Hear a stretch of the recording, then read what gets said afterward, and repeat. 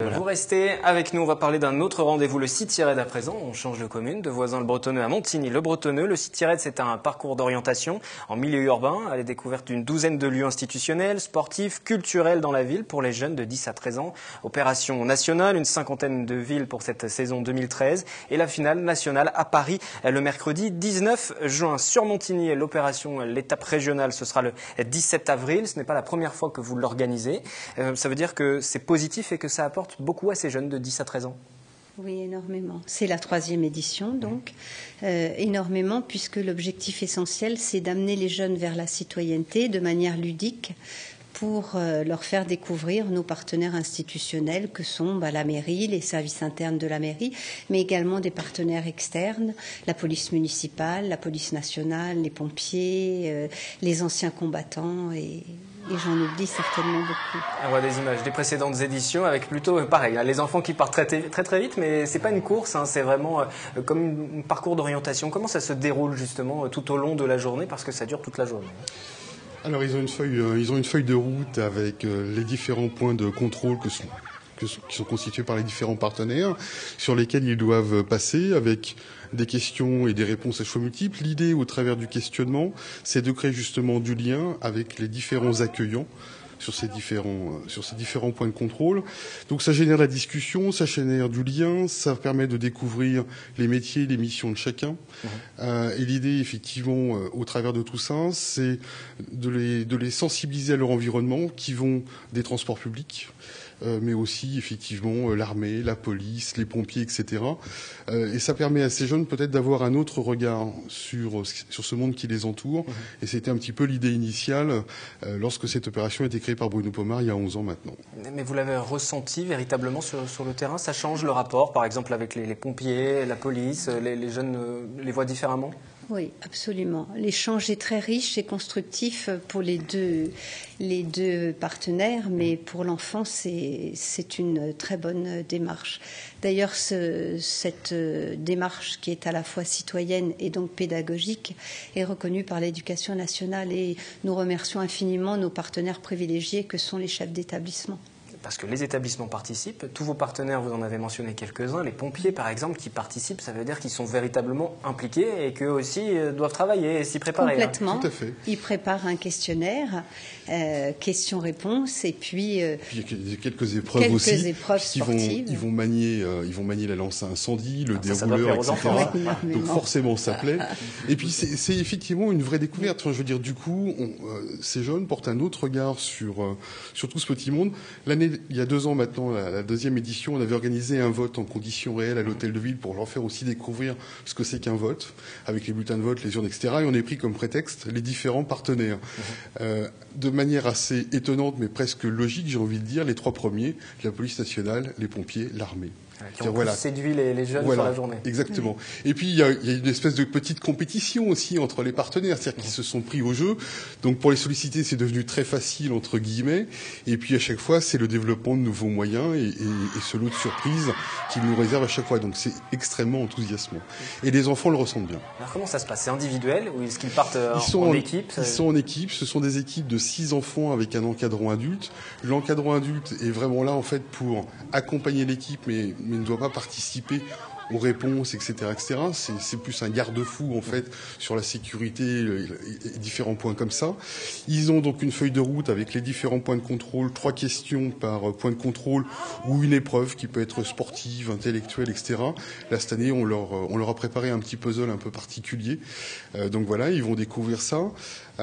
Et donc, effectivement, il y a un départ le matin aux alentours de 9h30, 10h, un retour obligatoire sur un temps donné pour qu'il y ait une vraie pause déjeuner. Ils organisent eux-mêmes leur cheminement. Nous, on impose le premier point de contrôle de façon à s'assurer que les 40 ou 50 équipes qu'on va avoir cette année vont bien se répartir sur l'ensemble, parce que sinon ça créerait des bouchons. Et l'après-midi, pareil, donc ils organisent leur parcours. On impose en fonction de ce qu'ils auront fait un nouveau premier point de contrôle pour l'après-midi. Retour 16h30, là on fera le vote. Pendant ce temps-là, on corrige les questionnaires, il y en aura un certain nombre, et remise des résultats aux alentours de 17h15, 17h30. C'est par équipe, c'est une petite compétition, ça veut dire qu'il y a un vainqueur. Oui, tout à fait, il y en aura 4. Et 4 vainqueurs qui ensuite participeront à Paris en moyenne. Généralement, on prend les 3 premiers et puis on détermine une équipe du fair play. Et c'est ces 4 équipes qu'on emmènera à Paris-Charletti le 19 juin prochain. Comment on détermine l'équipe du fair play? Ça, c'est les points de contrôle. C'est les différents partenaires sur les points de contrôle qui déterminent. Oui. C'est en fonction de l'intérêt, du comportement, l'enthousiasme. Et on a un petit symbole spécial qui permet de marquer ça. Et ça veut dire que comme il y a des vainqueurs qui vont ensuite participer à Paris, il faut forcément briller, il faut représenter Montigny-le-Bretonneux. Vous les coachez ensuite, vous les prenez en main et vous leur dites là maintenant ça rigole plus, c'était sympa à Montigny, mais à Paris il va falloir faire mieux. Voilà. Absolument. Vous les encadrez comme ça et vous leur dites est-ce que Montigny s'est bien illustré par le passé?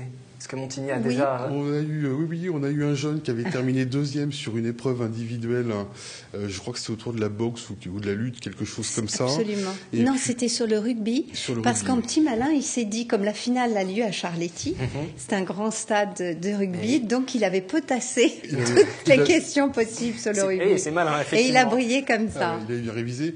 Et puis sur les centaines d'équipes qui participent, on a eu des équipes qui sont classées 25, 30e, donc ce qui est plutôt pas honorablement. Ce qui est plutôt honorable. Surtout que Paris, c'est particulier. C'est pour le coup une vraie grosse journée. Oui, là on en voit effectivement des images. Et effectivement là c'est très important puisque cette année encore il y a une cinquantaine de villes. Donc si à chaque ville on compte 3-4 équipes qualifiées, vous avez qu'à multiplier pour le nombre de jeunes qui sont présents. Ce sera au mois de juin.